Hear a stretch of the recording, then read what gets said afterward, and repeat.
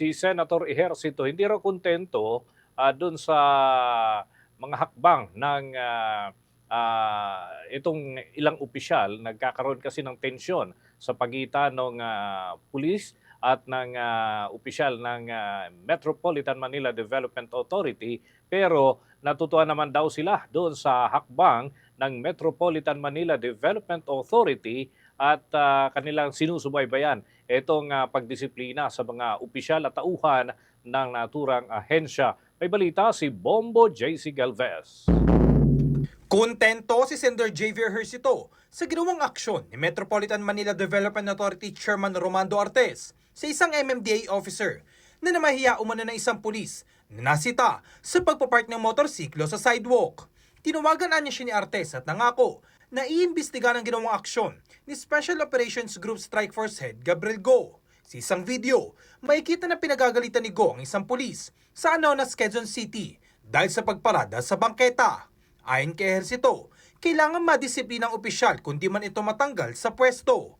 Tila lumalabas daw kasi nahabol ni Gong views sa pag-vlog at tumaas na itong matapang at arogante sa video. Pasaring pa ng senador, mag-vlogoy na lamang daw si Go at hindi na babagay sa kanyang trabaho. Banat pa ng senador, tila trying hard na ginagaya ni Go si dating Task Force Special Operations Chief Bong Nebria. Gayunpaman, sinabi ni Ejercito na walang problema sa kanyang ginawang paninita ni Go at ayos ang trabaho niya, ngunit hindi raw kinakailangan ang mga taong argante at tila umaabuso sa otoridad o kapangyarihan. Ako naman siya that they will take action and baka suspendin muna ito pansamantala si Gabriel Go. Ako sa akin, mukhang hindi siya bagay sa trabaho to. I think he's trying hard to imitate or outdo Colonel Bong Nebria. Si Bong Nebria may stature ito wala kailangan madisiplina ito. We don't need people like this. Okay yung trabaho niya. Walang problema. No? Yung ini-implement talaga yung batas, kailangan natin yung mga ganon. Kaya lang, we don't need people who are overbearing and parang abuse of authority na ito. No? Kung makikita mo yung mga videos niya.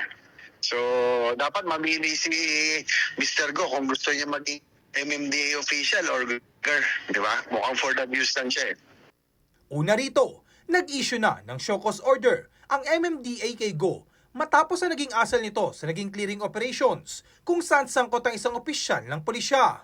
Kasunod nito, tiniyak ng ahensya na mananatili silang tapat at sisiguraduhin dadaan sa tamang proseso ang naturang issue at kung mapatunayang totoo ang mga aligasyon ay papatawan ng mga kaukulang disciplinary actions ang sangkot na opisyal.